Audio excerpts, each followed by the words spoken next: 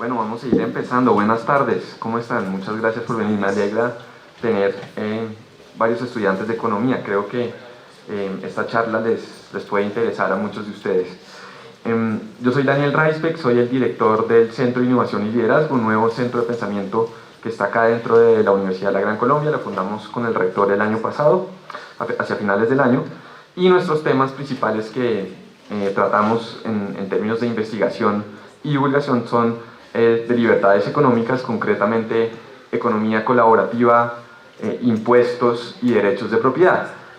Hoy el tema de la charla de inversión de valor o value investing está cercanamente relacionada especialmente al tema de libertad económica, y sobre todo porque la escuela económica austriaca, que es a la cual estamos más vinculados, tiene muchas afinidades con la filosofía de inversión de valor, y es algo que va a explicar hoy nuestro invitado, sobre todo en el sentido, diría yo, de que mira los temas económicos desde el punto de vista individual. Entonces nosotros creemos en el concepto del individualismo metodológico, cómo invierte cada individuo sus recursos, no pensar tanto en cómo lo invierte el Estado, sino cada uno de nosotros somos un actor económico y cada decisión que nosotros tomamos forma un conjunto, pero ese conjunto sería imposible sin cada decisión individual. Entonces tenemos que mirar las decisiones individuales,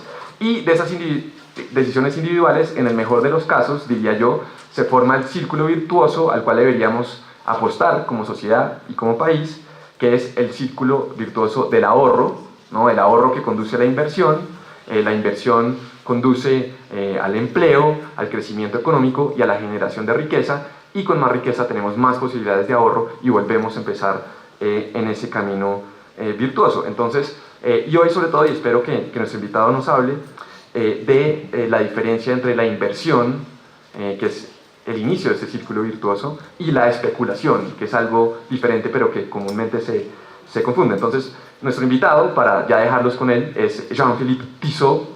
Tiene gran experiencia en todo el mundo de la inversión. Empezó con varios bancos, JP Morgan en Londres, también BNP Paribas. Hoy en día es un gestor de patrimonio individual independiente basado en Viena, Austria, pero es colombiano. Y bueno, nos va a contar no solamente acerca de su experiencia, espero que nos cuente acerca de su experiencia, sino también acerca de toda esta teoría y la filosofía de la inversión de valor. Entonces, por favor, una bienvenida y muchas gracias a ustedes por estar acá con nosotros. Bueno, muchas gracias, Daniel, por la invitación, y es un honor para mí estar aquí en la Gran Colombia y poder contarles esta historia. Esta es una presentación que a mí me hubiera gustado tenerla hace 10 años, antes de yo empezar a trabajar en diferentes lugares de finanzas. Es una presentación que si yo la hubiera oído antes, me hubiera cambiado el chip muchas cosas. Yo acabé, o sea, salí del mundo de banking y todo para dedicarme a la inversión de valor, que es el sistema o el estilo que utiliza Warren Buffett y pues todo ese nicho de inversionistas que son demasiado exitosos. Entonces, para empezar a contar, no vamos a hablar de inversión de valor, pero empezamos con un cuento de finanzas. Sí, señor. Perdón, como el contexto del grupo hay algunos que no son de economía, sí, pues sería muy bueno que nos ubicara en el contexto de la charla para que no queden perdido un grupo que está aquí presente, ¿sí? Es perfecto. una experiencia respetuosa, perdóname mi interrupción. Sin ningún problema. El contexto de la charla vamos a hablar de finanzas y vamos a hablar de la inversión de valor. Entonces, la inversión de valor es un sistema en donde yo voy a explicar detalladamente más tarde qué es lo que es, cuál es la filosofía. Pero podemos, para nosotros, imaginarnos hoy, esto es sobre finanzas. Y vamos a empezar cómo los humanos nos comportamos cuando tomamos decisiones financieras.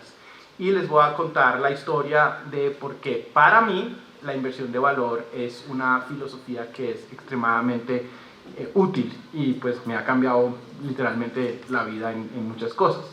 Entonces, ¿está claro? Entonces, con mucho gusto. Entonces, para empezar a hablar de finanzas, yo quisiera contarles una historia. Esta historia, el crédito del cuento, es una persona, un escritor financiero llamado Morgan Housel, en donde no puede estar mejor ilustrado cómo nos comportamos o lo que pasa en finanzas. La historia radica de dos inversionistas que los destinos se encuentran en el 2010. Una es una inversionista, se llama Grace Gardner. Ella nace en 1909, en Chicago. Era una persona muy humilde. Ella era una familia humilde, arranca a buscar trabajo en el momento de la Gran Depresión, 1929 más o menos, y encuentra un trabajo como secretaria con un salario relativamente bajo, y ese trabajo ella lo tuvo por siempre.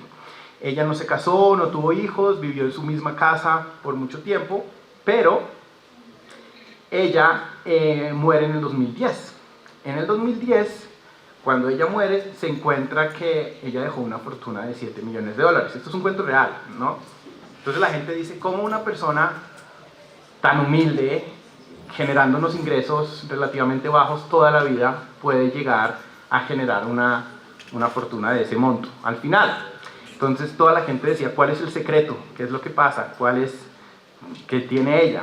Y pues resulta que ella no tiene ningún secreto. Ella lo que hizo fue, desde el primer día que ella empezó a trabajar, ella puso un pedazo de sus ahorros y lo puso en la bolsa, lo dejó capitalizar por 80 años, y eso al final generó una fortuna de $7 millones. El otro protagonista de la historia es una persona llamada Robert Falcon. Él trabajaba en Merrill Lynch en Investment Banking para Latinoamérica. Era una persona que tuvo la educación en la Universidad de Chicago, hizo su máster en Harvard, o sea, tenía todo el pedigrí de educación, de experiencia. Y esta persona, en el 2010, también el mismo año que Grace muere, él está al frente de un juez y se declara en bancarrota. Él dice, mire, yo antes salí porque yo me dedico a hacer mis inversiones al final, y quedé devastado por la crisis financiera del 2010. Hoy en día, lo único que tengo son los muebles que mi mujer pueda vender. Él tenía dos deudas, tenía casas donde pagaba mensual $60,000 la deuda con hipotecaria. Entonces, esto no es un cuento. ¿Por qué? Porque es un cuento en donde como una persona con el mejor background, con la mejor educación, con la mejor experiencia, es totalmente superada por una persona que no tiene ni universidad, ni experiencia en finanzas, ni contactos. Eso es muy interesante porque eso solo pasa en finanzas. Finanzas es el único campo en donde una persona sin conocimiento, si se comporta bien por periodos largos de tiempo, puede superar al experto más grande. Por ejemplo, yo estudio administración, yo no puedo entrar a la clínica Chayo ahorita y decir, oiga, déjenme entrar, yo voy a hacer la operación quirúrgica de corazón. No, necesito tener nunca en la vida lo lograré. No puedo no puedo superar a los arquitectos, decir, yo mañana hago un edificio. En finanzas sí. En finanzas, si se comporta uno bien, uno lo logra. ¿Y eso es por qué? Porque finanzas no es de cuánto sabemos, de dónde venimos, qué estudiamos, cuánto leemos, sino de cómo nos comportamos. Y eso es mucho para pensar, porque cualquier persona con el conocimiento mayor puede comportarse mal y terminar como Richard, o terminar como Grace. Pero la idea no es que uno tiene que ser como el uno o el otro, sino saber que el comportamiento es fundamental. Y el comportamiento es algo muy, muy esencial en la filosofía del value investing. Para que uno entienda el poder de la capitalización, o sea, del interés compuesto, por ejemplo, cualquier persona, si uno tiene disciplina, uno puede llegar a patrimonios bastante grandes. O sea, este ejemplo, si uno arranca con $5,000, uno ahorra $1,000 al año, uno es capaz, y esa es una hipótesis, de generar 10% anual. En 50 años, esos son casi $2 millones. Eso viene siendo 1.7. Y si uno arranca a los 15 años, o los 20 años, o 30, pues uno tendrá una vejez perfectamente bien. Y si uno arranca con 0 o con 500, uno también llega. Entonces, es muy poderoso el efecto de capitalizar o de ahorrar y poner el dinero a invertir por periodos largos de tiempo. Esto es una gráfica que a mí me parece fenomenal y es de las más llamativas que yo tengo en ilustrar finanzas como son. Esto es una presentación de JP Morgan en donde cada 6 meses sale y esto es una ilustración de los diferentes activos que generan anualizado en los últimos 20 años. Podemos hablar, aquí no tienen que ver, están pues fondos hipotecarios, acciones, bonos, oro y todo. El último, el que genera más poquito de todo al final del tiempo es lo que son casas, que generan 3.4% anualizado en los últimos 20 años. Pero si ustedes miran este cuadrito anaranjado, esto dice average investor, que significa lo que genera el promedio del inversionista. Es menor a todos. Es totalmente matemáticamente imposible. Como si yo pongo la plata en cualquiera, voy a generar menos. Es como si el promedio de ir a Cartagena en buses 8 horas y en carro 5 y alguien se fue terrestre y se demoró 95 horas. ¿Qué pasó? ¿Me fui a tomar cerveza o paré? Es exactamente lo mismo. Esto es porque se comporta uno mal, porque uno compra y vende en diferentes momentos y la gran mayoría, como lo muestra esto, es en el momento equivocado. Uno normalmente compra cuando los activos suben de precio o cuando bajan de precio y genera que el promedio sea el menor. Por eso hay muy poquita gente que genera retornos altos por periodos largos de tiempo. Esta es el último slide que yo pido prestado de Morgan Housel porque es muy importante mostrar cómo se dice, miren, las inversiones, las finanzas. A mí me tocó aprenderlo así, con fórmulas, sacar la variancia de los portafolios. Eso en la vida real no existe. Pero pues es como muchas industrias funcionan. ¿Cómo se generan los capitales real? Es ahorre, gaste menos de lo que uno gana, ahorre la diferencia, compre un portafolio de compañías y sea paciente. Esa parte es la más fundamental en las finanzas, pero esa parte no se enseña. Aquí yo les voy a contar. Ya ahí voy a empezar a hablar del value investing y cómo llegué yo a él. Yo arranco trabajando aquí en la bolsa hace muchos años y yo empecé muy joven y me dieron las ganas ok, yo creí que el conocimiento radicaba en los bancos grandes de Europa o de Estados Unidos y me tracé esa meta. Entonces yo toda la vida duré mucho tiempo porque fue la crisis financiera, terminé en otra empresa, estuve en otros países, pero al final llegué a diferentes bancos en Londres. Y en esos, entonces yo, como ustedes pueden ver, uno lleno de pantallas y de gráficas. Eso solo es porque uno tiene clientes, tiene que hablar, tiene que saber qué precios da o es un market maker, pero eso no es lo que ni genera conocimiento ni genera retornos. Y ahí es donde yo empiezo a ver que había un estancamiento total en mi conocimiento financiero, en mi conocimiento como persona en todos los índoles. En ese momento, ya les voy a contar algo, pues, porque, pero yo arranco a leer entonces yo dije, algo pasó en donde yo ya empecé a tener que manejar mi patrimonio y patrimonio de diferentes personas. Eso es un chip muy gigante. Y eso me hizo empezar a decir, ok, yo no puedo hacer lo que se hace en banking, o sea, aquí uno compra cuando los activos suben, está pendiente en el ruido de las partes macroeconómicas, que eso no conozco el primero que pueda predecirlas. Entonces yo empecé a leer de Warren Buffett las cartas. Él escribe una carta anual hace 50 años y ahí están en internet, uno las puede leer, están en español, en muchísimos idiomas. Y lo primero que yo empiezo a leer primero es el inversionista más exitoso que ha tenido, pues, que ha tenido la Tierra en los últimos siglos, pongámoslo, y era la persona más humilde en conocimiento.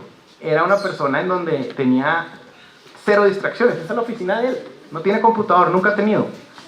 Y entonces yo digo, ok, todo estos juguetes que uno tenía, eso no es, ¿dónde está la sabiduría? Entonces empecé a leer de él. Esto era lo que yo creí que era el conocimiento financiero. Aquí yo pongo este término, ese es el skin in the game, que es el pellejo, o sea, que es básicamente el concepto de cuando uno tiene algo que perder, su comportamiento cambia. Si yo a ustedes les digo, muchachos, inviertan en una finca y yo no tengo inversiones en esa finca, básicamente yo sería un charlatán. Cuando tú tienes algo que perder de tus decisiones, eso es skin in the game, pellejo en el juego más o menos. Y eso fue lo que me pasó a mí. Cuando yo empiezo a manejar el capital, en donde yo empiezo a mirar, yo ya llevaba muchos años trabajando en banking, en donde nadie era responsable de sus decisiones financieras. Mis clientes eran fondos de pensiones, bancos de otros países, y al final de cuentas, si uno se equivoca, pues sí, lo echarán o algo, pero no es que uno se empobreció. Cuando yo arranco a manejar el patrimonio, eso cambia total. Si yo me equivoco, ya, cambia la vida. O sea, esto se pierde y esto es un capital que se demoró mucho generando, es responsabilidad con otra gente. Y eso me hizo llegar al value investing total. Y el value investing arranca hace muchos años con una persona llamada Benjamin Graham, que es el mentor de Warren Buffett. Él escribió un libro llamado Security Analysis y él escribió otro libro que se llama El inversionista inteligente. Warren Buffett a los 19 años lo lee y le cambió la vida radical. Yo no puedo recomendarlo más, ese libro, si ustedes quieren. Y ese libro habla lo que más, el concepto que habla es en el comportamiento, que es como arranqué yo la charla hoy. Pero ahorita sí centrémonos más en lo que es la inversión de valor. Entonces, la inversión de valor, tenemos que definir radicalmente la especulación y las inversiones. ¿Alguien sabe la diferencia entre la una y la otra? Las dos actividades son válidas, son totalmente diferentes. Lo que uno nunca puede hacer, y esas son las fuentes de perder plata, es hacer una creyendo que es la otra. O sea, yo no puedo estar especulando creyendo que estoy invirtiendo. Entonces, ¿qué es especular y qué es invertir? Tengo una gráfica aquí de CNBC. CNBC es un canal de noticias financieras en Estados Unidos, en donde hay 500 personas que nunca han tenido skin in the game contando cosas. Obviamente, por ejemplo, esas son monedas cripto, que yo no sé nada de eso bien, pero miren cómo funciona. Cuando el mercado sube, todas las noticias que dan es cómo comprar, how to buy. Y cuando el mercado baja, es how to sell. Es contraintuitivo, pero así es como se mueve el mundo. Y así es como la gran mayoría de personas, y no crean que uno está ajeno a eso. Yo no estoy ajeno, ni ustedes estamos ajenos. Pero hay que trabajar mucho en la filosofía para estar afuera. La especulación, ¿qué es? La especulación es, puedo ponerla con el ejemplo de estar largo o comprar, tener un activo. Es tener un activo con la expectativa de que alguien en el futuro compre el mismo activo a un precio futuro, ¿no? Si vendo, también pasa, pero hagámoslo en eso. Entonces, ¿ahí qué pasa? A mí no me interesa nada qué es el activo. Puede ser lo que sea, pero a mí lo que me interesa es cuál es la percepción en la mente de las personas del valor de ese activo mañana en una hora. Entonces eso es muy difícil, porque eso genera que es el sentimiento de las personas hoy, mañana, y tener una opinión en eso es prácticamente imposible. Entonces, muchas cosas de las que ustedes, o la que uno ve, es especulación. Es cuando uno tiene un activo que produce, un activo productor. Un ejemplo de las inversiones es un ejemplo como las fincas. Si una finca hoy me vale, no sé, un ejemplo, 6 millones de pesos, y si yo pongo 4 más puedo cultivar unos árboles de aguacate, y esos árboles en 2 años, 3, 4 me empiezan a producir aguacates y me generan, no sé, 2 millones al año. Entonces yo ya tengo un activo que está produciendo dinero, ¿sí me entienden? Entonces yo ya estoy alejado a lo que la gente piense de ese activo. Si mañana yo invertí mis 10 millones en los árboles y en la finca, y el vecino vendió por cualquier razón a la mitad de lo que yo compré la finca, a mí no me afecta, mis clientes van a seguir comprando los aguacates. Pero eso es clave, porque todo el mundo dice, yo estoy invirtiendo y especulando. Si estoy especulando es el precio, todas esas cosas. Eso es lo más radical. En la inversión de valor estamos en la parte de inversión, totalmente.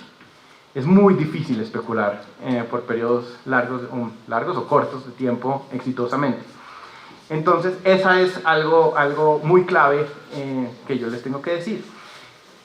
La academia también ha generado unas diferencias con la vida real, sobre todo en escuelas de negocios gringas, en donde empiezan a explicar la inversión de valor como un modelo cuantitativo en donde las empresas están valoradas baratas por modelos como el valor en libros o algo. Eso es falso en la vida real. En todo el estilo de Benjamin Graham, Buffett, la inversión de valor es básicamente comprar un activo, valorarlo y comprarlo algo que vale menos de o el precio está menor a lo que está el valor. Y eso es un estilo analítico. Todos los factores de las empresas están. Estos son en acciones. O sea, uno puede, esto es enfocado en empresas reales o fincas o incluso un apartamento que genera una renta. Ahí uno puede estar invirtiendo con el estilo value investing. Pero entonces todo tiene un valor. O sea, por ejemplo, la honestidad de management, la integridad, la cultura, todo eso es importante. Si yo estoy mirando una empresa que me interesa y veo que todos están desmotivados, el valor no es lo mismo. Eso no lo salen en la parte cuantitativa. Entonces siempre ha habido una diferencia entre la gente que hace cosas en la vida real y la parte que no. Entonces eso, si uno empieza a mirar en la academia, está esa diferencia. En la vida real no, es un estilo analítico. Y vamos a hablar de los principios del value investing. Entonces, los principios del value investing no cambian. Si esto se enseñara en unas clases, duraría un día. Entonces, no es mucho. Charlie Munger, que es el partner de Warren Buffett, son los dos los que han manejado toda la empresa siempre. Él dice, los cursos de negocios no tendrían más que dar. Entonces, toca generar diferentes cosas que no son esenciales para generar retornos altos. Entonces la primera es, en el value investing uno se ve la tenencia de acciones como una participación real en la empresa. Yo puedo comprar acciones con gráficas, en donde uno quiera, pero estoy comprando un activo real, estoy comprando una participación, así sea chiquitica, en una empresa. Si yo compro una acción de Coca-Cola, por ejemplo, eso no vale mucho, eso está en $40, pero yo soy dueño de Coca-Cola. Yo sería dueño si yo tengo una acción. Y así hay que verlo. Entonces hay que verlo en que aquí yo no estoy pensando qué va a pasar con el precio mañana, no, qué va a pasar con la empresa, qué va a pasar con las ventas, qué va a pasar con el crecimiento. Ver la tenencia de acciones como una participación en la empresa es clave, y es por eso que se diferencia con la parte especulativa. Este es el pilar este es como el concepto grande en el value investing, que es comprar con un margen de seguridad. El margen de seguridad es sencillísimo, es el valor y el precio. Si estoy comprando $1 a 30 centavos, hay un margen de seguridad muy grande. Y esas oportunidades llegan en la vida cuando uno es paciente.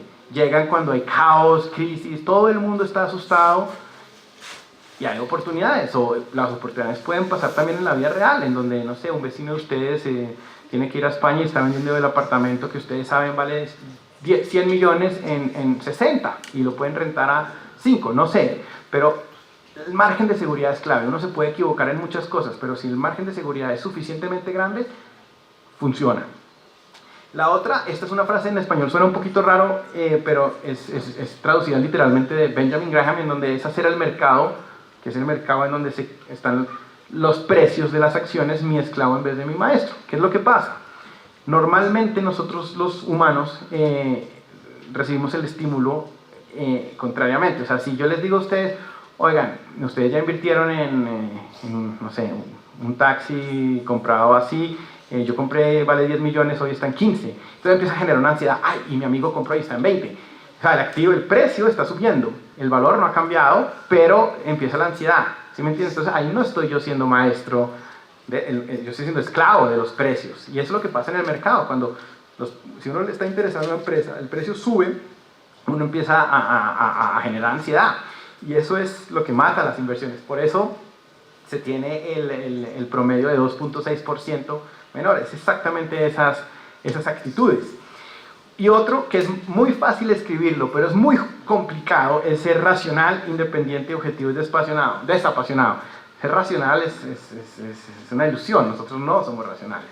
Entonces, para manejar eso hay que tener muchos trucos. Uno con momentos en que uno puede estar totalmente iracundo por cosas de la vida, tomar decisiones financieras, es muy grave. La independencia es clave, en donde uno no esté influenciado por otras opiniones, por otra gente. Y desapasionado, que uno crea que esto no es la oportunidad única en la vida, sino con calma. Es clave, eso no pasa, en mi experiencia anterior en los bancos eso no existe. Y sí existe con estos inversionistas tan exitosos. Como yo he venido hablando, entre la diferencia entre precio y valor, ¿no? Entonces hay un concepto un poquito ambiguo, el valor, que es el valor, ¿cierto? En el value investing se llama el valor intrínseco, es como el valor de las empresas. Si es la finca que les contaba, 6 millones vale, 4 me vale poner los árboles, me genera 2. Entonces yo puedo tener un estimado del valor de cuántos son los flujos de caja, los traigo, pero ese valor intrínseco es clave saber, porque mi valor intrínseco puede ser diferente a ustedes. Un ejemplo interesante de qué es el valor intrínseco es, no sé si ustedes si tenían alguna duda de entrar a la universidad, por ejemplo, uno sale del colegio y uno dice, bueno, yo tengo dos opciones, hagan de cuenta estoy en el 99 y en el 2000, en el 99 acabo el colegio, digo, ¿entro a la universidad o arranco a trabajar en algo que no requiere pues estudios universitarios? Entonces vamos a calcular el valor intrínseco de la universidad conceptualmente. Entonces, por ejemplo, opción 1 es decir cuánto yo voy a ganar desde el año 2000 en mi trabajo que no requiere mi educación. Entonces va a ser un trabajo que en teoría tiene que ser pagado menos a si yo estudiara. Y eso me generará unos flujos por 50 años. Esto es conceptual, ¿no? Hacerlo real es muy jodido, pero conceptual. Y ese valor lo traigo presente y pongámosle un número X. La opción B es decir, ok, yo voy a estar 2000, 2001, 2002, 2003, 2004, 2005 en donde no voy a generar ningún ingreso. Aparte la universidad me vale, no sé, en total, pongámosle 50 millones. Pero, y entonces yo empiezo a generar ingresos en el 2006, después del estudio, ¿no? Entonces, ¿qué toca hacer? Toca traer los ingresos del 2006 hasta unos años menor, porque ya hay 5 años que se gastó estudiando, los trae presente, le resta la opción anterior, y si ese monto es mayor al precio de la universidad, pues sí amerita, está barato entrar a la universidad, me va a generar retornos mucho mayores de lo que vale, si no, no. Y lo mejor sería empezar a trabajar inmediatamente. Hay universidades en el mundo que son extremadamente caras y que la gente se endeuda por toda la vida. Yo creería que el valor intrínseco de algunas puede ser que no, en algunas sí. Aquí eso pasa pues en Estados Unidos, en donde hay unos montos muy grandes. Pero ese es el concepto de lo que es el valor intrínseco. Es igual en las empresas, igual en las fincas, igual en cualquier activo que produzca. La universidad te genera a ti una oportunidad de producir más como persona. Otro de los ejes fundamentales del value investing es el círculo de competencia. Buffett y Munger hablan muchísimo de este. ¿Qué es el círculo de competencia?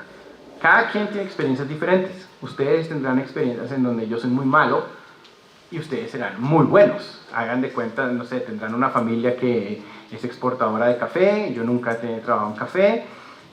Entonces ustedes, si algún día les aparece una oportunidad de invertir en café, ustedes tienen una ventaja. Esto es clave en las inversiones. Hay cosas que nuestra experiencia, lo que vamos aprendiendo, lo que vamos haciendo día a día, nos genera un círculo de competencia diferente. Uno nunca debe invertir en cosas que uno no entienda. Eso es, si ustedes empiezan a ver entrevistas de Warren Buffett, en todas las cosas que él dice yo no, es porque no entiendo, está afuera de mi círculo de competencia, no sé cómo estimar el valor, no entiendo qué va a pasar en 2, 3 años. Y eso es clave, cuando uno mira oportunidades que son, al final, después de cosas, hay oportunidades que son muy claras, en cosas que uno de verdad entiende. Cada cosa es diferente, ustedes tendrán un círculo muy diferente al mío. Y la idea es entender cuál es el perímetro de este, ¿no? Si yo puedo decir, esto está afuera, no. Es saber cuál es el margen en donde me voy. Y eso es clave, y eso es una cosa muy difícil porque hay que tener humildad de conocimiento. Y eso no es fácil. Uno quiere estar pendiente, yo sé, tengo opiniones acá, y no es así. Con eso uno pierde plata. Miren esto tan interesante. Esta es la oficina de Warren Buffett otra vez. Este es un folder que dice too hard, que dice muy difícil. Él pone todo en ese folder en lo que él no entiende. Es el que siempre está más ocupado, porque él invierte muy pocas veces. Entonces, eso explica las cosas que están afuera del círculo de competencia. Es muy, muy clave. Y aquí yo les voy, obviamente, cuando uno empieza con este mundo, uno tiene que aprender de muchas cosas. Charlie Munger tiene pues una manera de vivir la vida en donde él aprende de sistemas, en el sistema multidisciplinario. ¿Qué es eso? Es aprender de diferentes disciplinas, de las ideas que ya están inventadas por gente que sabe muy bien, y uno empieza a aplicar ese conocimiento en las cosas de las inversiones, en la vida misma. Entonces, eso es lo que yo hago también. Yo aprendo de biología, de arqueología, de historia, que nosotros no cambiamos cómo nos reaccionamos, siempre es básicamente igual. Entonces, mi filosofía, cómo yo opero, y esto es contándoles muy personal, mi estilo de inversión es inversión de valor, como lo venía explicando. También me gustan empresas de calidad. Yo no opero empresas yo no me gusta comprar empresas que sean muy baratas cuantitativamente, como lo venía explicando, que tenga una cultura, un management que pueda confiar, porque al final de cuentas, cualquier inversión que uno hace, uno está confiando plenamente en los gestores de la empresa. Es como si en la finca hay una persona que maneja la finca, uno confía en que ellos funcionen. Ese es el CEO de la finca. Es igual las empresas, el presidente, el jefe. Opero en sistemas en vez de objetivos específicos. Eso es una cosa que yo implementé no hace mucho. Yo siempre tenía objetivos en la vida, en todo. Este año tengo que tener tanto, no sé, aprendizaje, o mis inversiones tienen que generar tanto. Eso es una de las cosas más tóxicas que me han pasado. Lo mejor es tener sistemas. ¿Qué son sistemas? Son cosas que hago diarias en donde le aumento la probabilidad al éxito sin tener la frustración de que si no la logro para este día pasa. Entonces yo lo que quiero hacer es capitalizar conocimiento. Leo un libro todo el tiempo y cuando lo acabo leo otro. Quiero capitalizar capital. ¿Qué hago? Todos los días estoy mirando mis empresas, los reportes, ideas nuevas, porque oportunidades están cuando uno está mirando, y quiero capitalizar relaciones, hago networking, hablo, pero todos los días, y entonces eso poquito a poquito empieza a generar la magia del interés compuesto, porque eso no solo pasa en la plata, pasa si ustedes aprenden de la industria de aviación hoy y leen los reportes anuales de las empresas y lo hacen cada año, y después ya empiezan a leer de la industria hotelera. Esas son cosas que lo que aprendieron de la industria de aviación les va a servir, y eso va a aumentar, y eso es acumulable. Eso fue algo clave. Cuando yo estaba en banking, todas las noticias eran irrelevantes después de 10 minutos. Que el presidente de la Fed, el Banco Central de Estados Unidos, dijo tal cosa. Sí, el euro se movió. Mañana nadie le importa eso. No me volví una mejor persona ayer por saber eso. Pero si aprendo algo como la industria hotelera o un libro, eso sí. Y esto es clave. Y eso es lo que Charlie Munger habla mucho. Y por eso el trabajo de Buffett, él lee 8 horas diarias. Es lo único que hace, es leer, pensar, y toma decisiones 2, 3 veces al año. Pero esas decisiones duran décadas. Y las inversiones, bueno, humildad de conocimiento es clave, es otro de mis pilares. Uno tiene que tener opiniones fuertes, ¿no? Uno no puede tener falta de seguridad en las inversiones. Uno no puede decir, de pronto sí, no, invierto. No, pero uno tiene que tener humildad de conocimiento, de saber, y estar como un águila mirando cuando los hechos cambian, en donde cambian mi tesis de inversión. ¿Sí me entienden? Si yo invertí en esta finca de los aguacates y mañana los aguacates salen que son tóxicos para algo en el cuerpo, por ejemplo, eso es un cambio radical. Yo digo, eso me va a afectar. ¿Será que vendo la finca ahorita? Entonces hay que saber cuándo los hechos cambian. Y por eso se dice opiniones fuertes, pero no muy fuertes. ¿Sí me entienden? O sea, están fuertes, pero las puedo cambiar sin ningún problema. Y las otra parte son que mis inversiones tienen que ser antifrágiles. Antifrágiles es el opuesto de frágil. Y el opuesto de frágil no es robusto, sino es algo, o sea, cuando algo está frágil no le gusta la volatilidad. Si yo tengo un vasito y el vasito se me cae, se rompe, es frágil. Si tengo esto, le pego y no se rompe, es robusto. Pero si yo tengo algo que le pego y el valor incrementa, es antifrágil. Y eso es un concepto de Nassim Taleb, que es uno de mis héroes, el escritor del Black Swan. Yo aprendo mucho de él. Para mí es una de las personas más inteligentes que están vivas hoy en el mundo. Y es muy sencillo, es estar expuesto a posiciones en donde uno no lo van a matar. Entonces es tener asimetrías favorables. O sea, yo no me acorto, por ejemplo. Acortarse es vender las acciones porque uno cree que van a caer y comprarlas más baratas. ¿Por qué? La asimetría no es favorable para mí en esas cosas. Me puede gastar un montón de tiempo, pero si estoy correcto y la empresa se quiebra, por ejemplo, yo hago 1, pero si estoy equivocado y la empresa es una empresa fenomenal al final, puedo perder 10 veces. Entonces, si hago eso, si no hago eso y hago al revés, que es estar largo, tener la tendencia de las acciones por periodos largos de tiempo, tengo la simetría a mi favor, porque cuando de pronto tengo 1 o 2 empresas que se vuelven gigantes, pero son múltiplos, si estoy corto, es al revés. Convexidad positiva, eso es clave. Convexidad positiva significa que la volatilidad, si algo pasa, volatilidad no en el precio, ¿no? Volatilidad en la vida real. Hagan de cuenta, la empresa de la finca de los aguacates tiene un río y tienes pescado y resulta que no tengo nada, eso no está en la valoración de precio, pero yo de pronto mañana le digo a los empleados, oiga, pesquen, y eso me genera $1.000.000 de pesos más de utilidad. Entonces eso ya está ahí, hay una oportunidad, pero no me requiere plata, eso es una convexidad.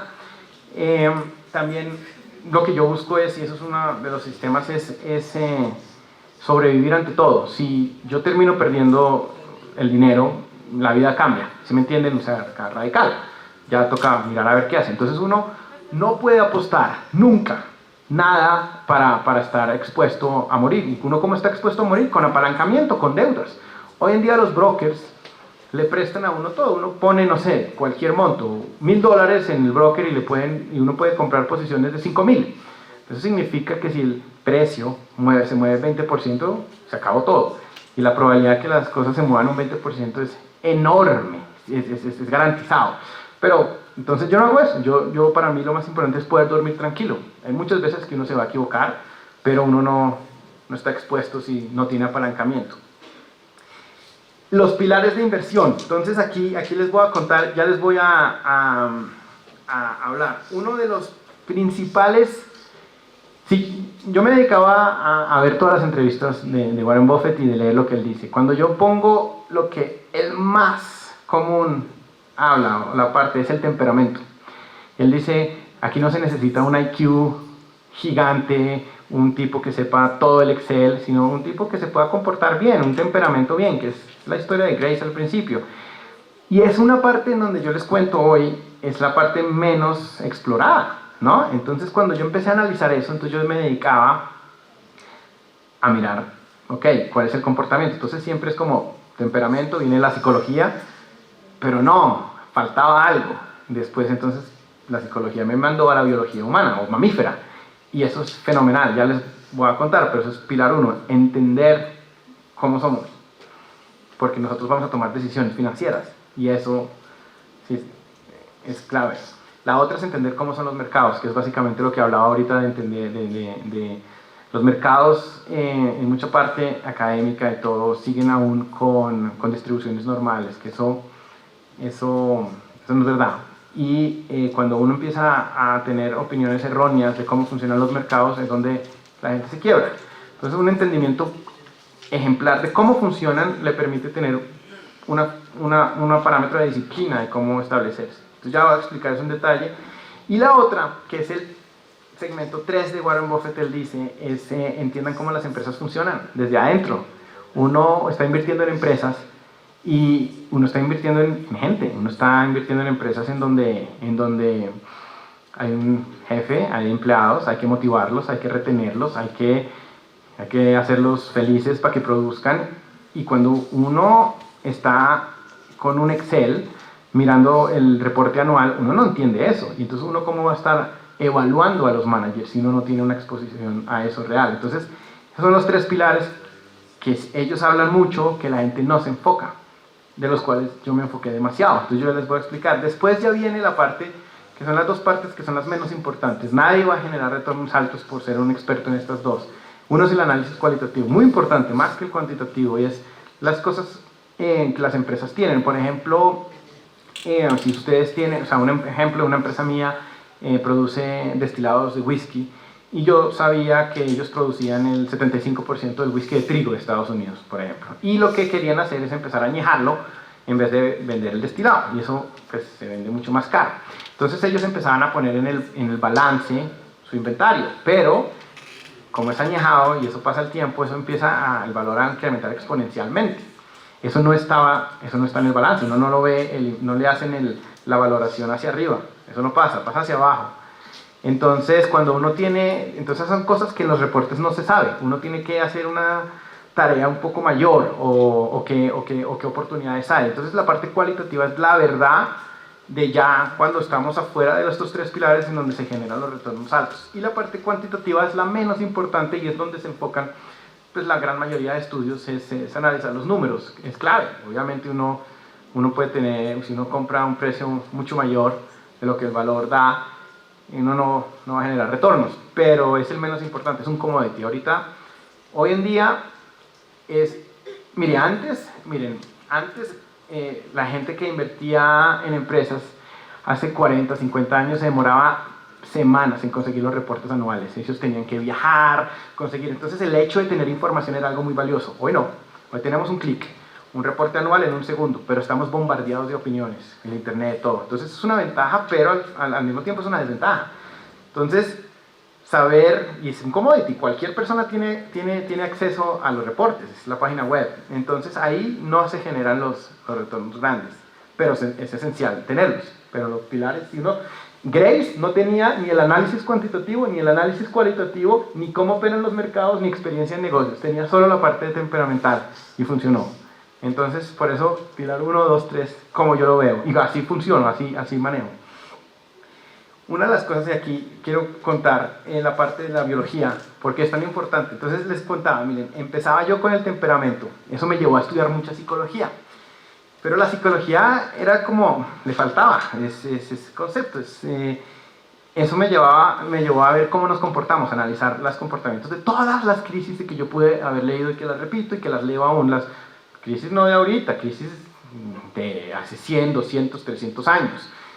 Y eso me llevó a la biología, a la neurociencia, a empezar. Yo llevo 2, 3 años en donde yo, de amateur o de aprendiz, con libros, me he dedicado a estudiar eso. ¿Por qué? Porque eso me ha llevado a entender por qué somos como somos. Y eso me genera a mí, que me generó desarrollar unos trucos, porque no va a cambiar. Entonces, cuando uno entiende biología, ya les voy a dar un ejemplo de lo importante que es. Uno al final, uno no va a decir, es que yo lo puedo superar. Uno nunca va a ganar esa guerra, que es nuestra, llevamos años de evolución, millones. Pero uno sí puede generar trucos. O sea, ustedes saben la historia de Ulises, el griego, que cuando después de la guerra de Troya él se devuelve y estaba pasando por Sirenópolis, que era la isla de las sirenas, que ellas cantaban y hacían que los marinos llegaran y se estrellaban y se morían. ¿Por qué? Porque se volvía uno loco por el canto. Él siempre las quiso oír. Entonces, ¿él qué hizo? Él dijo, amárrenme al mast, tápense todos los marinos los oídos, y todo lo que yo diga, grite y todo, pero me amarran duro, me ignoran. ¿Qué él estaba haciendo? Él estaba tomando una protección contra sí mismo, contra su persona en el futuro, ¿sí me entiende? Contra él mismo. Eso es clave. Yo ahorita les puedo decir, yo soy muy calmado ahorita. Sí, claro. Pongan un estímulo, uno cambia, empiezan a generar químicos diferentes del cerebro. Y eso, entender eso es clave, porque generan trucos. Genera uno truco, cada truco es diferente. Un ejemplo así muy clave, por ejemplo, miren, nosotros todo el tiempo tenemos diferentes cantidades de las hormonas, que son, pues, las produce el cuerpo, y de neurotransmisores, que son pues cómo se comunican las neuronas. Entonces, por ejemplo, miren, hormonas como la adrenalina, el cortisol y la testosterona nos pueden cambiar radicalmente cómo nos comportamos. La testosterona es de fuerza, es de pelear. Esto es una oportunidad, estoy seguro, yo voy, no hay que invertir el 50%, el 5% del capital, no, el 35%. Si estoy con momentos de altos, salga a correr, o sea, haga váyase a escalar una montaña. Pero eso es claro, el cortisol es gravísimo, el cortisol es el estrés. El cortisol siempre era cuando teníamos un momento en la selva donde venía un león, un lobo, y había que salir rápido, entonces se metabolizaba muy rápido. Hoy en día las finanzas no, cuando los mercados caen y uno tiene un portafolio, entonces cayeron el 2% hoy, mañana el 2%, y ese cortisol va, y después de unos días lo captura y lo secuestra totalmente, y es por eso que caemos presas de esos. La dopamina es un neurotransmisor, es el que regula las recompensas, es brutal, nos genera los sentimientos de placer. Cuando uno come, uno siente placer, es dopamina. Cuando uno tiene una oportunidad de negocios o de algo, es dopamina, porque el cerebro sabe que cuando uno toma unas acciones diferentes, aumenta la probabilidad de supervivencia o de reproducción, entonces genera esos sentimientos y esos químicos que lo hacen sentir a uno bueno.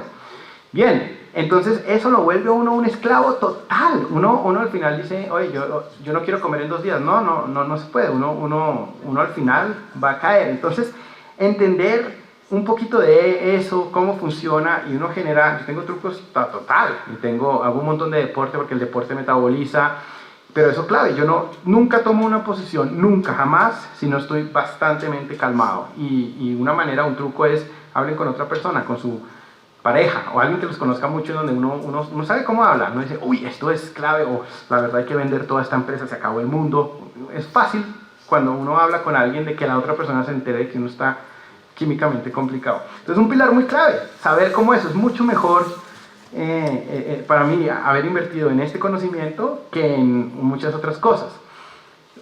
Sencillísimo, ¿cómo operan los mercados? Los mercados, hay 2 provincias en los mercados, este es término por Nassim Taleb. Hay una provincia que es mediocristán y extremistán. Mediocristán es sencillamente todo lo que puede ir a la media, ¿sí me entiendes? Donde la distribución es la campana de Gauss, en donde no hay ningún efecto al final de las colas. Ejemplo, esto puede funcionar para medir o tomar la medida de los colombianos. No va a haber una persona que mida 7 millones de kilómetros, no existe, es imposible.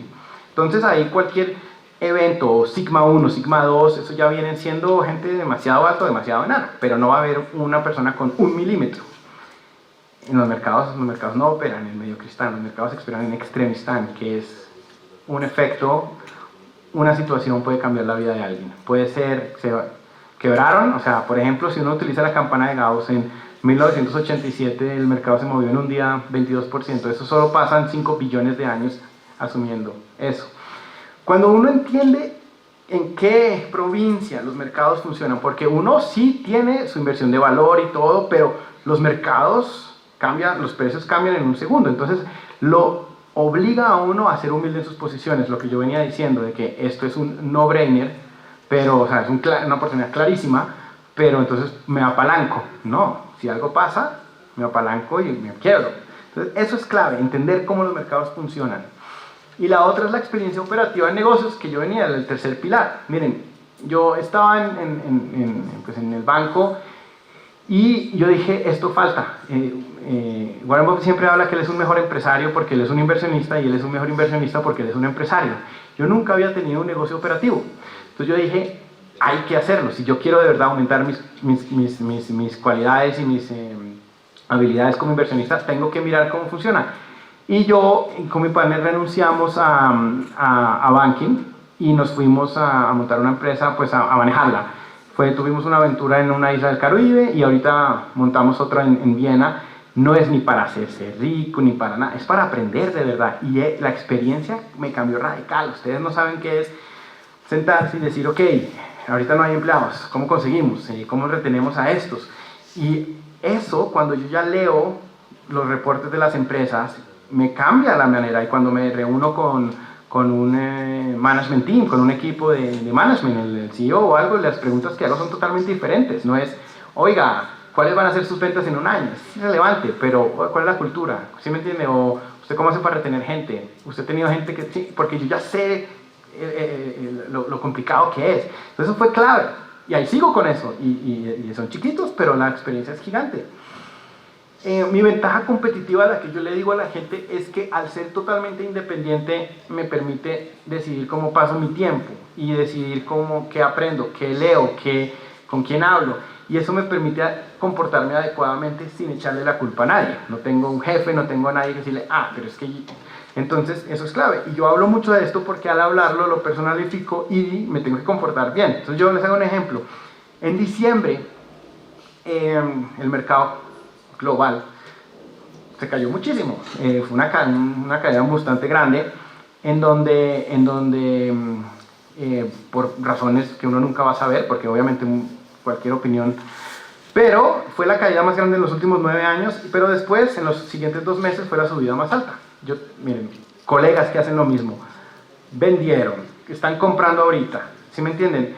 ¿Qué pasa? ¿Yo qué hice? ¿Mis trucos cuáles fueron? Se siente muy mal cuando tú ves hoy 2%, hoy 2%. Diciembre fue horrible.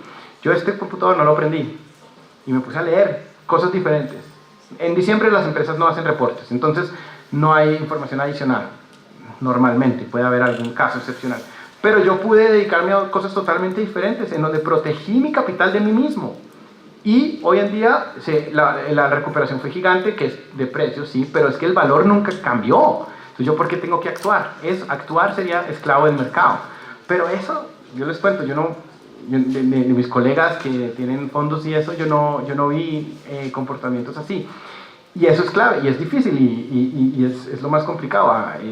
Les cuento que decirlo es fácil, pero es complicado, y fue con los trucos. Yo dejaba, el computador no se prendió. No se prendió yo no veía mis statements, yo no veía las posiciones, nada, cero. Pero eso hace, porque si uno está mirando y dices, hoy va 2% menos, y si lo pones el monto real, el cuerpo piensa que nos estamos desangrando, y uno tiene que hacer una acción. El cortisol no descansa hasta que uno no tome una acción. Entonces uno tiene que tomar una acción, puede ser, me va a correr, no sé, me va a escalar una montaña. El cerebro no sabe, pero vendamos todo, es lo que uno hace. Y vienen, ya estoy terminando, y vienen las cosas. Estos son objetivos míos y es lo que yo venía diciendo. Cuando uno dice compound, es como capitalizar, es la magia del interés compuesto, que eso va en todo. Entonces yo lo quiero es en relaciones, en conocimiento y en capital. Entonces, como yo decía hace un poco, yo todos los días trabajo para esto. Y esto, yo no estoy ni con un objetivo en un año, ni en dos, es poquito, despacito. Miren lo de Grace, es un pedazo de su salario, cada mes, un poquitico. Entonces, ustedes no se imaginan la magia de tener disciplina, lo que puede generar. Ya para terminar, encontré una frase, no sé si sea real, ustedes me dirán, de este señor Gandhi, en donde habla un poquito de la constancia y de hacer algo chiquito. Bueno, muchas gracias. Espero algo les haya servido.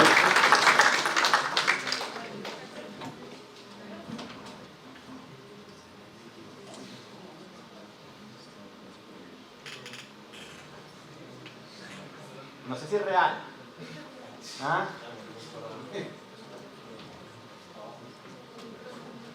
Pongamos el...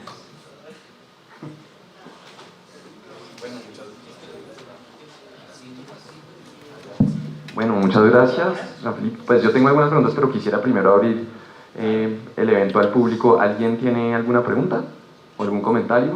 Comentarios, por favor.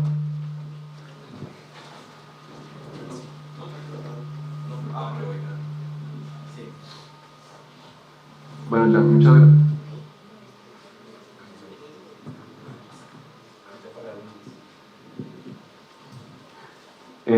Creo que ya.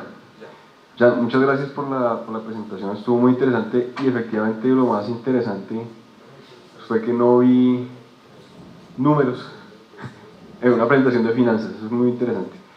Y derivado de eso es el tema del comportamiento, que me parece efectivamente es lo esencial. Es decir, cuando uno tiene un trabajo que no es en finanzas y va invirtiendo, como hacía esta señora de la historia, va invirtiendo poco a poco un dinero, pues eventualmente acaba avanzando una fortuna que de otra manera no lo haría.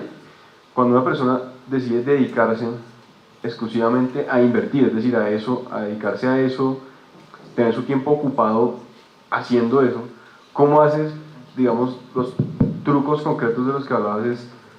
¿Cómo haces para no estar todo el tiempo pensando en comprar, vender, etcétera, si es lo que te dedicas todo el tiempo? ¿Sí me explico? Muchas gracias por la pregunta. Es una pregunta excelente, es real. Es de las cosas más difíciles que tiene el ser humano, es permanecer quieto. No está en nuestra biología. Uno antes, si se permanece quieto, moría. ¿Qué hago yo? Yo tengo los negocios.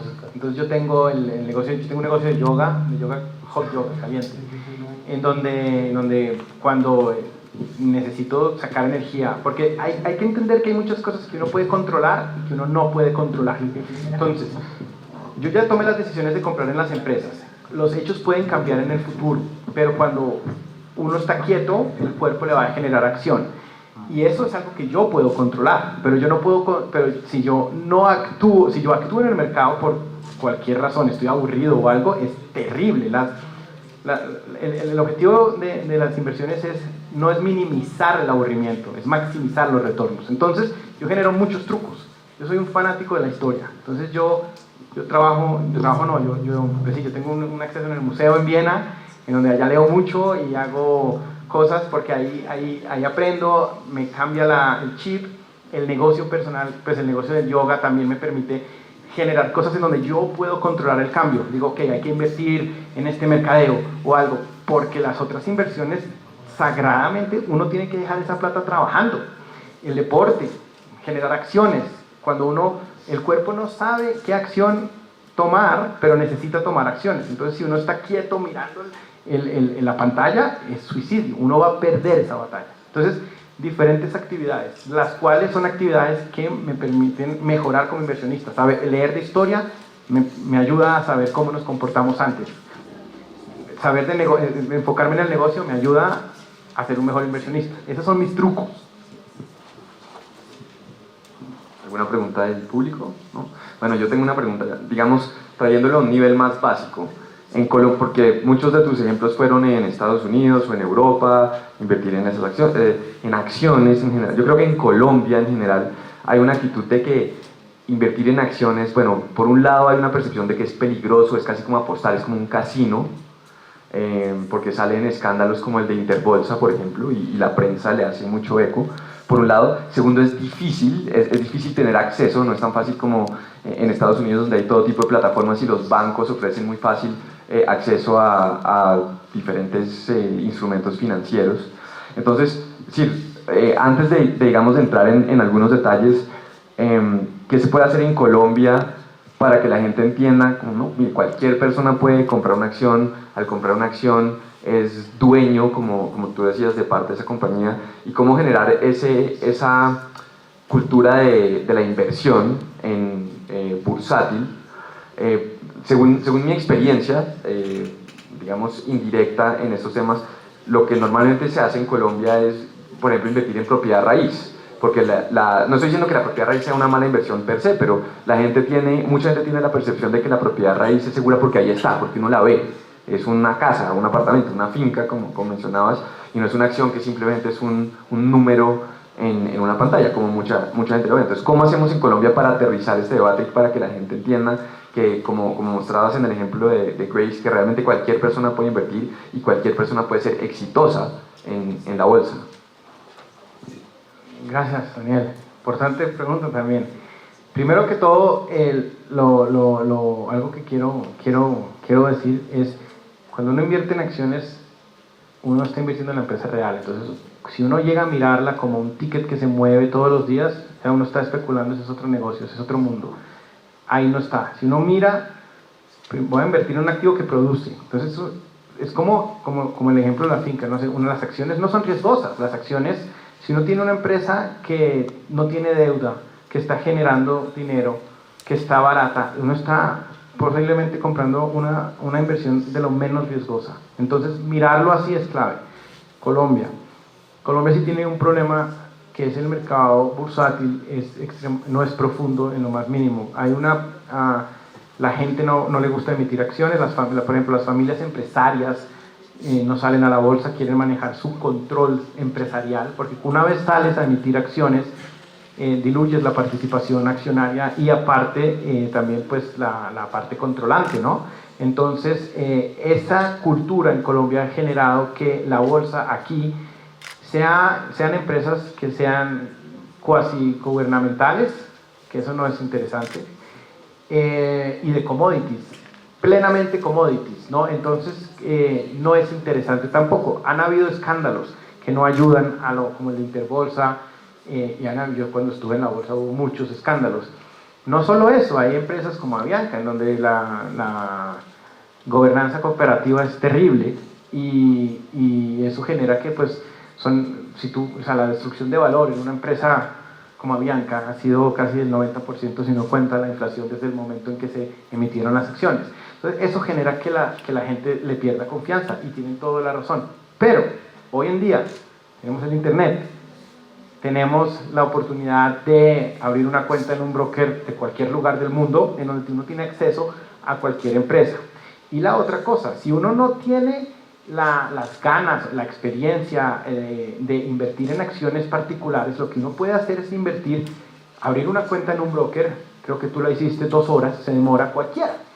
Pero uno puede invertir en una cosa que se llaman los ETFs, que son los Exchange Trade Funds, son unos mecanismos en donde tú compras un activo, pero eso está distribuido por unas diferentes cantidades de acciones. Por ejemplo, el índice del S&P 500, si uno compra un ETF del S&P 500, tú no tienes que pensar en qué empresa está ni nada, eso se hace solo. Y tú estás generando el retorno del mercado gringo. Y si uno invierte $50 todos los meses en eso, les garantizo, va a pasar lo de Grace. Y no necesitas tener el conocimiento de la empresa. Entonces, ahorita no hay que pensar en Colombia únicamente, hay que pensar en cambiar la filosofía. Y las empresas están en todo lado. Si en Colombia hay más emisiones, muy bien, pero uno no tiene que estar alejado a las inversiones por el hecho de que estamos acá.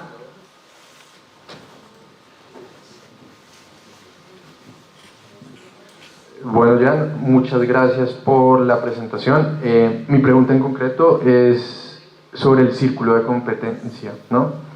Si bien, como lo mencionabas, uno tiene que invertir o tratar de estar en el sector pues, que le quede más fácil pues, por su experiencia y demás.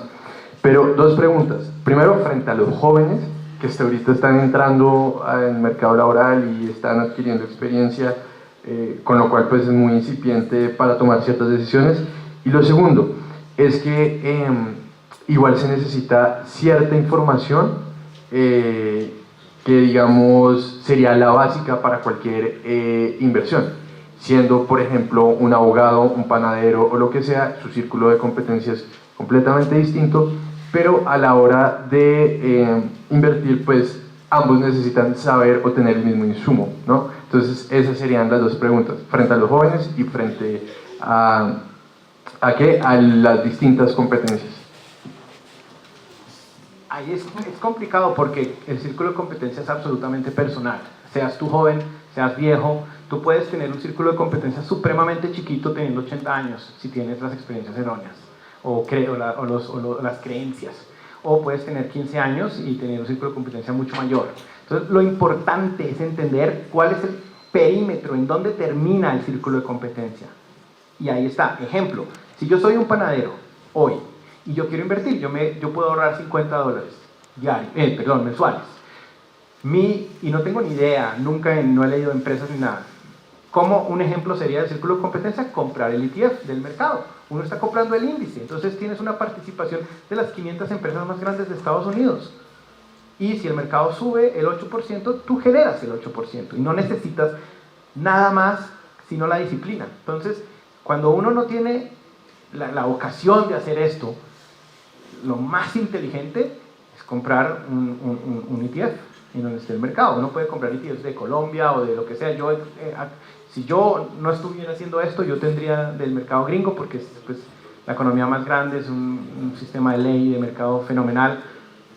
Yo estaría apostándole a ellos radicalmente, ¿sí me entienden? Y por eso muchas de mis inversiones son allá. Pero eso es clave. Entonces, sí, para recordarse es saber cuál es el perímetro de cada uno. No sirve de nada tener un círculo de competencia si uno no sabe cuál es el perímetro. Gracias. ¿Algún comentario? ¿No? ¿Cero todavía? Bueno, yo tengo una pregunta. Hablaste del aspecto cuantitativo y le restaste, pues, o digamos, dice que hay cosas más importantes, especialmente en el área temperamental y psicológica y demás. Pero digamos, volviendo, si uno mira los textos de Benjamin Graham y técnicas de inversión, por ejemplo, las empresas con 0 deuda o con activos muy por encima de sus pasivos y la famosa técnica de las net nets, ¿Crees que hoy en día, siglo XXI, varias décadas después, inclusive de la muerte de Benjamin Graham, que todavía sigue siendo una filosofía válida en términos técnicos, o la filosofía de Warren Buffett de un poco de diluir esa pureza original ha cambiado por completo el asunto? Y por último, la naturaleza de las grandes empresas tecnológicas cuyos, digamos, activos intangibles realmente son mucho mayores que los activos tangibles, cambió por completo la filosofía o la práctica del value investing, que es imposible regresar a esas prácticas anteriores. Gracias. Una de las cosas interesantes en la inversión de valores, Benjamin Graham cambió sus versiones más o menos unas 10 veces y cambiaba las partes cuantitativas, cambiaba las fórmulas. ¿Por qué? Porque unas veces funcionaban y después no. Lo que nunca cambió fue las partes de estos pilares. Nunca las cambiaron. Entonces, si ustedes ven la versión primera de Security Analysis y ven la última, es muy diferente. Hay fórmulas, hay casos en donde han cambiado, porque la parte cuantitativa no es la más importante.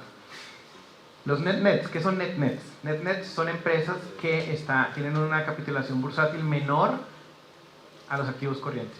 Entonces, eso sería extremadamente barato. O sea, estaría comprando $1 por 10 centavos. Son muy famosas porque, bueno, eran oportunidades muy gigantes, pero hay que entender que todos estos libros fueron publicados después de la Gran Depresión, donde la gente estaba absolutamente odiando los mercados. En Estados Unidos los mercados se cayeron un 80%, no me acuerdo exacto cuánto fue el monto, del 29 al 32, y la gente odiaba eso, entonces la gente no estaba en eso, entonces las oportunidades eran enormes. Cuando la gente empezó a tomar los niveles del Dow Jones y todo vuelven a los mismos niveles del 29, es en el 50 y pico, es 20 años después. Entonces las oportunidades que pasaban por la falta de personas en el mercado eran gigantes, eso no existe hoy en día. Entonces es importante entender los contextos del tiempo y de las circunstancias de cada momento, porque uno no puede extrapolar esa situación a hoy. Ahora, los intangibles tecnológicos, sí, no ha cambiado el concepto en lo menor de los pilares y de saber si yo compro una empresa que creo que el valor es mayor. Valoración, la parte cuantitativa sí ha cambiado porque tiene unos intangibles muy grandes y las empresas tecnológicas, la duración de una empresa, la vida media de una empresa, antes duraban muchísimos años, antes arranca, era como una startup, pongámosle, después early stage 5 años, después madura 20, después declive 30, hoy no, hoy son súper rápidos porque ahí está el efecto, en inglés se dice winner take all, que es el ganador toma todo, como en Facebook, que no hay competencia, y eso genera que valorarlas es más difícil y eso genera que tenerlas en el círculo de competencia es más complicado, pero el concepto es el mismo. Y el ciclo de vida de las empresas ha cambiado radical, es mucho más chiquito. Bueno, pues muchísimas gracias, Alan, muchísimas gracias a los asistentes. Me parece que ha sido muy productivo, un gran intento por introducir estos conceptos, creo que por primera vez en el país que yo sepa, entonces realmente ha sido un privilegio estar acá, esperamos que sea la primera de muchas otras veces, bienvenido también en el futuro, espero que el año entrante, o bueno, tal vez a finales de ese año podamos organizar otro evento cuando vuelvas a visitar a Colombia y bueno, muchísimas gracias y buenas noches.